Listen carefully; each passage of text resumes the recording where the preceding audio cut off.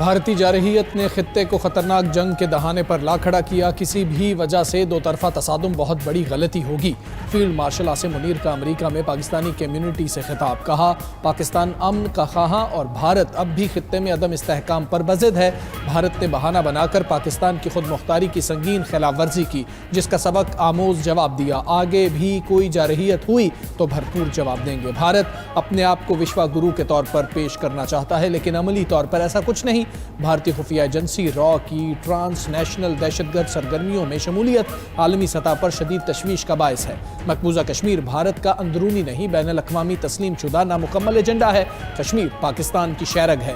کشمیریوں کے حق خود ارادیت کی حمایت کرتے رہیں گے۔ فیلڈ مارشل عاصم منیر امریکی صدر ٹرمپ کے بھی شکر گزار۔ کہا، ٹرمپ کی اسٹریٹجک لیڈرشپ نے نہ صرف پاک بھارت جنگ رکوائی بلکہ پوری دنیا میں جنگوں کو رکوایا۔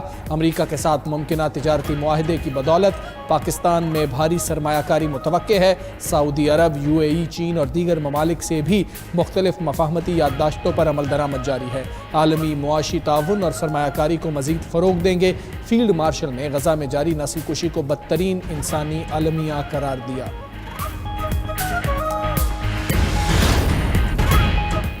فیلڈ مارشل سید عاصم منیر کا امریکہ کا سرکاری دورہ۔ امریکی سیاسی و عسکری قیادت سے ملاقات۔ ISPR کے مطابق فیلڈ مارشل نے امریکی سینٹ کام کے کمانڈر جنرل مائیکل کوریلا کی ریٹائرمنٹ کی تقریب میں شرکت کی۔ جنرل کوریلا کی شاندار قیادت کو سراہا۔ دو طرفہ عسکری تعاون مضبوط بنانے میں خدمات کی تعریف۔ فیلڈ مارشل کمان تبدیلی کی تقریب میں بھی شریک ہوئے۔ ایڈمرل بریڈ کوپر نے امریکی سینٹ کام کی کمان سنبھالی۔ فیلڈ مارشل کی ایڈمرل بریڈ کوپر کو نئی ذمہ داریاں سنبھالنے پر مبارکباد۔ پاک امریکہ عسکری تعاون کے تسلسل پر اعتماد کا اظہار۔ کہا، باہمی تعاون سے مشترکہ سیکیورٹی چیلنجز کا مقابلہ کیا جائے گا۔ فیلڈ مارشل کی chairman joint chiefs of staff general Dan Caine سے بھی ملاقات۔ پاکستان کے دورے کی دعوت دی۔ فیلڈ مارشل کی دوست ممالک کے عسکری سربراہان سے بھی ملاقاتیں ہوئیں۔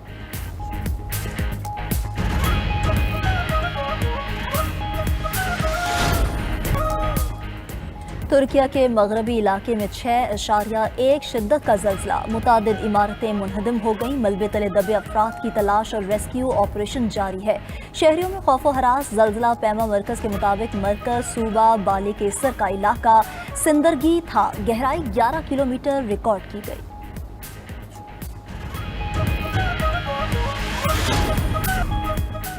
وزیراعظم شہباز شریف سے بلوچستان سے تعلق رکھنے والے طالب علم اکرام اللہ کی ملاقات۔ اکرام اللہ کاکڑ نے راولپنڈی بورڈ کے میٹرک امتحان میں تیسری پوزیشن حاصل کی۔ شہباز شریف نے کہا کہ دیکھ کر خوشی ہوئی، اکرام اللہ اپنے ہدف کی جانب گامزن ہے۔ وزیراعظم نے بہترین کارکردگی پر طالب علم اکرام اللہ کو تحفہ بھی دیا۔ طالب علم اکرام اللہ کا ملک و قوم کی خدمت کے عزم کا اظہار۔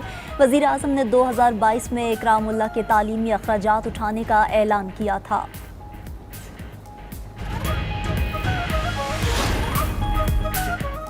ملک میں ہائیبرڈ نظام نافذ اور ذاتی خواہشات پر فیصلے ہو رہے ہیں۔ رہنما PTI اسد کیسر کی پریس کانفرنس۔ کہا، ملک غیر آئینی انداز میں چلایا جا رہا ہے۔ مہنگائی نے تمام ریکارڈ توڑ دیے ہیں۔ معیشت کی تباہی کی ذمہ دار اشرافیہ ہے۔ 27ویں آئینی ترمیم کے شوشے پر وکلاء تحریک کا آغاز کر رہے ہیں۔ وزیر اطلاعات عطا تارڑ نے اسد کیسر کی پریس کانفرنس کو حقائق کے منافی قرار دے دیا۔ کہا، اپوزیشن کو معیشت کی ترقی ہضم نہیں ہو رہی، ان کو مہنگائی سنگل ڈیجٹ اور شرح سود 11% پر نظر نہیں آتی۔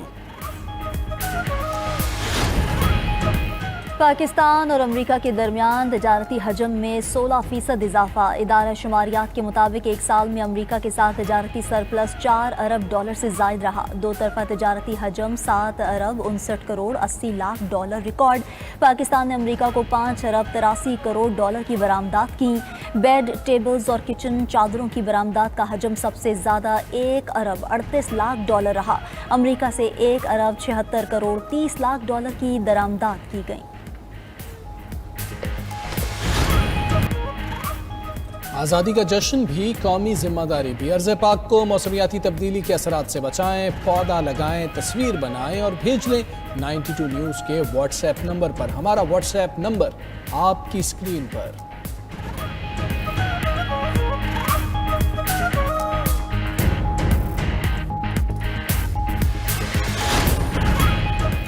روس اور یوکرینی صدور کے درمیان ملاقات کے لیے کوشاں ہیں۔ امریکی نائب صدر جے ڈی وینس کا بیان، کہا صدر ٹرمپ اور پیوٹن کی ملاقات اہم ہے، اگر اس سے پہلے پیوٹن زیلنسکی ملاقات ہوئی تو سود مند نہیں ہوگی۔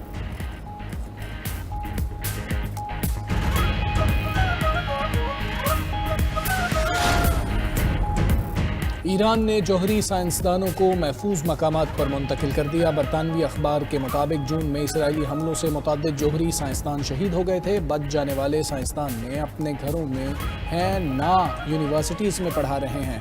رپورٹ کے مطابق اسرائیل 15 سے زائد جوہری سائنسدانوں کو نشانہ بنا سکتا ہے۔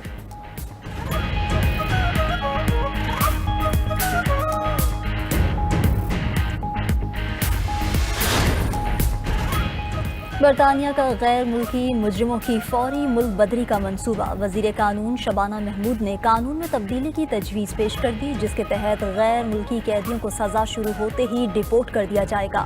موجودہ قانون کے مطابق قیدیوں کو 30% سزا مکمل ہونے پر ڈیپورٹ کیا جاتا ہے۔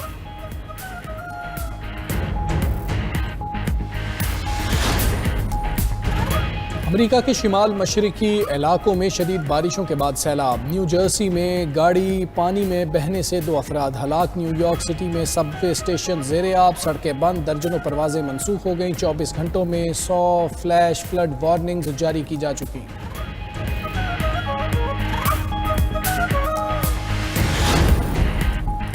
سیاروں کی پریڈ کا خوبصورت منظر۔ نایاب فلکیاتی منظر میں 6 سیارے ایک قطار میں نظر آئے۔ عطارد، زہرہ، مشتری، زحل، یورینس اور نیپچون کا نظارہ اس سے قبل جنوری میں دیکھا گیا۔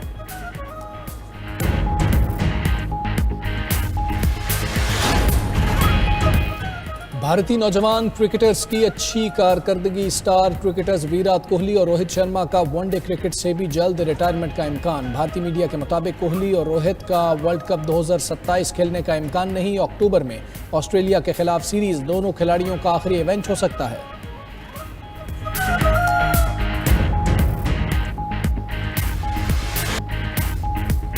امریکہ کی میجر فٹ بال لیگ میں شاندار مقابلے جاری۔ سینٹ لوئس سٹی نے نیشویل کو 1 کے مقابلے 3 گول سے ہرا دیا۔ سینٹ لوئس کی جانب سے جیزیل وسکو اور جو کلاس نے شاندار گول کیے۔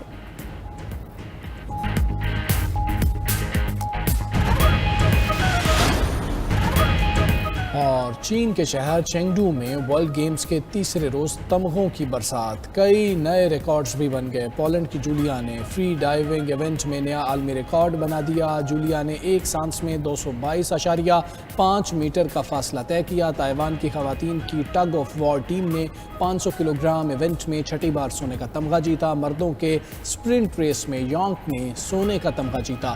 ویک بورڈنگ میں فرانس کے لوئک ڈیشاکس اور خواتین مقابلوں میں جولیا رک فاتح رہیں۔